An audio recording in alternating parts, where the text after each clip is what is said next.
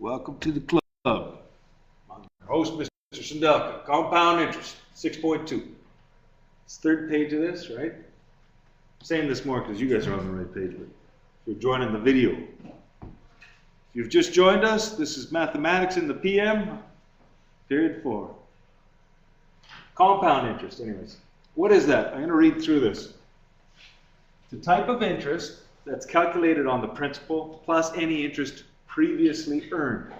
For example, if you invest money for 2 years but earn interest annually, the second year of the interest will be calculated on the value of the investment after 1 year. That is, on the principal plus 1 year of interest. You will earn more interest than would be earned as simple interest. As with simple interest, compound interest is stated as a rate per annum, per year. If the interest is compounded annually, this means that the interest is applied to the account once a year. The compounded period of the investment is 1 year. Investments can have different compounding periods. So semi-annually, that's twice a year. Quarterly, 4 times a year. I think my mortgage, for example, they add in the interest twice a year.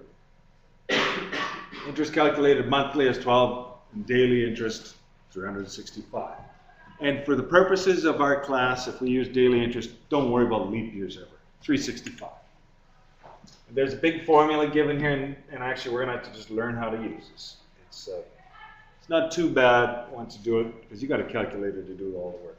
What is this? Well, A is the amount, the final value of the investment, principal plus interest. So this formula gives you the whole thing worked together. P is the principal again.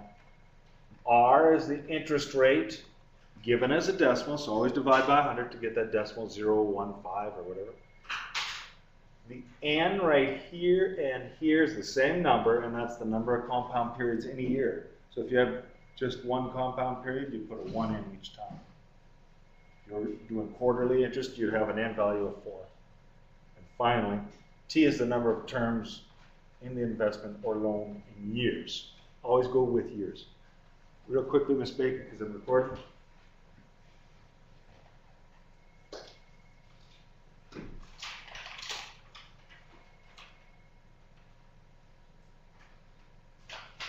Good work, kid. Okay. Little distraction there. Okay. Someone had some good news for me. Let's look at this example. Calculate the interest you'd earn on $1,000 deposited in an account that pays 4% interest every year, compounded annually if you left it for 2 years. Now there's 2 ways of doing this. We're going to use that formula, but I want to show you what it means then after. So let's take this formula. We want the A, so what I'm going to do is I'm going to write down the amount is equal to P principal. Well, $1,000. That's what our principal is. I'm going to use a bracket even though the P is not in a bracket. The reason why I'm going to use a bracket is that way it's clear that that's multiplied, okay? It's multiplied with the next thing. So the next thing is this 1 plus, there's a fraction here, I'll draw the line, R.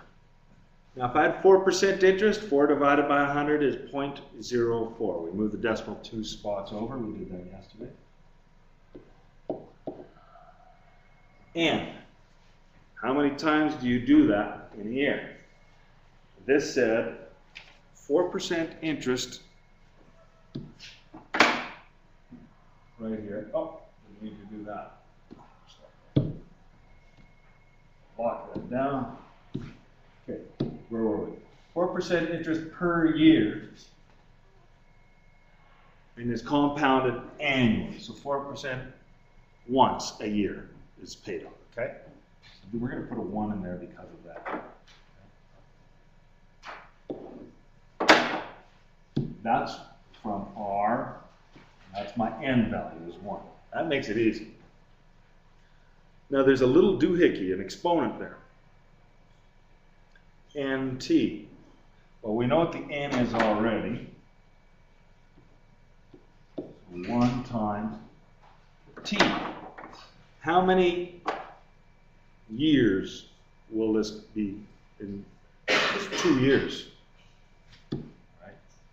And that's what the t is, the time frame, the term of the investment in years. If it was given in months, we'd have to, divide by 12, because 12 months in a year, but that's not the case here. I put in all the numbers. I think you'd actually do this in your head. 1 times 2 is the exponent. The other stuff you might not do in your head. But do you guys remember something called bed mass way long back? Grade 8. You do what's in the brackets first, then you do the exponents. That's what that's all about. If you see a bracket, do the arithmetic inside here first. So, on your calculator, you'll go 1 plus 0.4, decimal 0.4, divide by 1 on that. So that's a calculator thing. I'm going to rewrite this then. And I haven't done anything with this yet. I suggest everybody write this out a second time. Always work out the bracket for the decimal. And then the exponent is 1 times 2, so it's 2. Now, I'll stop for a second.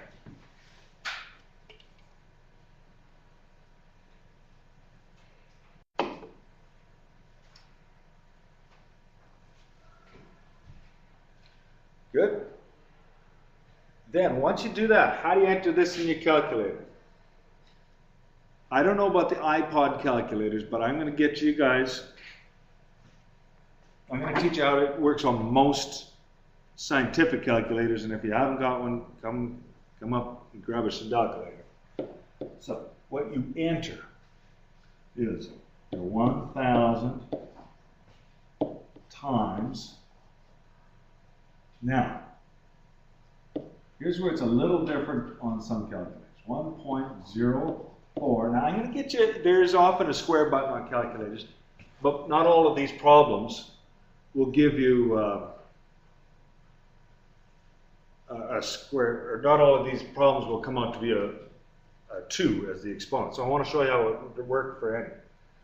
Most of these calculators have either this button, arrow up, it looks like it means exponent, and then you'd hit 2, or this last one could have been right after the 1.04, a y to the x button, which means sort of like exponent 2. Depends which calculator you have. Now, we put 1.4, does yours I think has an arrow up, right? Yours has a y to the x? Yeah, it's so hard when all these different brands. So hit the y to the x button, 2. I think yours works like that. Oh yeah, and then it makes it go to a little arrow. Does it? Okay. You should get 1,081.60. Now, this is why I need you to know how to use the calculator you're using. Like Tony sticks with old nasty, he knows how it works. Different button order if he trades up or down to another calculator like old Whitey here or something. Or that blueberry there. Okay, where am I? 1081. 1,081.60. I'm going to wait for a minute. See if everybody can get that answer. He got it. You got it? Yeah, try it. You got what? Yeah. This is Old Nasty's or what? We're going to use that button. I'm going to do this. 1081.60 cents. Are you able to make where it works? Yeah. Good. Right here. Yeah. Good. Speed? Okay. Where are we going?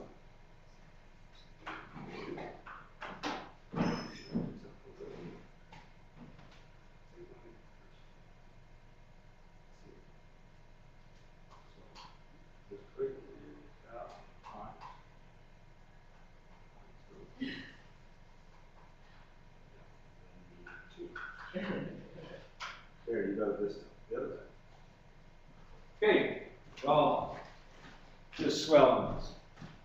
With simple interest, you wouldn't get as much money. And I equals PRT. You'd only get 80 bucks extra on the interest there instead of 81.60. Now that's not a huge deal in 1 year in low interest. But if you're talking about investments for 10, 20 years, it makes a big deal. So simple interest, I'll just write this out quick because you'd only get this amount of interest. 0.04 times 2. If you multiply that out, you get 80 bucks. I'm just jotting that down just to show you. I know you didn't have time to do it yourself. Just to show you. Compound interest gives you that little edge, a little bit more. Like I said, in 1 year it doesn't make a big difference, but after 10 years it might. And larger amounts of money, it'll make a big difference. Compound versus simple interest, you're saying? 21? Okay. Now, let's just see here. I'm going to just take a quick look at these with you and then turn you loose on here. These use the compound interest formula. Okay? So final value of a deposit, $5,000, compounded. Once you see compound, you've got to use that big formula. Simple interest, we don't use that formula too often, but it's good to understand. This one here.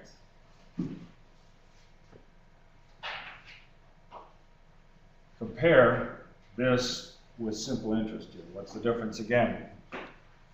And how much interest did you earn on 8,000 compounded annually for a term of 5 years? That's not bad. Okay, so that page, pretty simple. But here, 7. This is where we start getting different time frames. 4,000 bucks. Interest rate of 4% every year for 8 years. Does compounding annually make a big difference compared to daily or anything like that, or monthly, I guess I get up to? It makes a little difference. It won't get you rich right away, but I think the difference between annual and monthly is about 30 bucks in this case. So here you'd use your time is only going to be 1 compounding. N is going to be 1 in annual. 1 compounding period per year. Semi-annual, that means how many compounding per year? 4. Semi means twice a year. That's quarterly though, C. That's where you get 4 a year. And lastly, monthly is 12 a year. 12 compound periods. Now going back to that original formula, the only thing that changes from time to time is that N value. I'm just showing you with number 7. And what I'm saying is that N value that I indicated there, that's the one that's changing each time.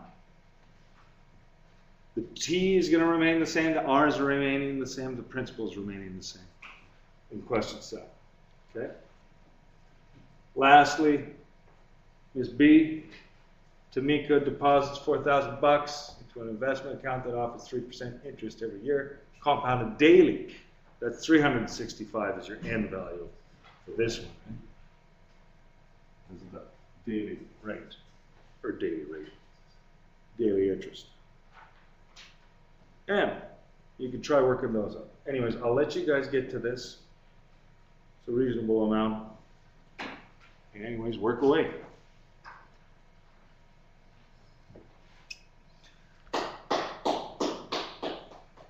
Oh, good stuff, Tony. Thank you. Thank you very much.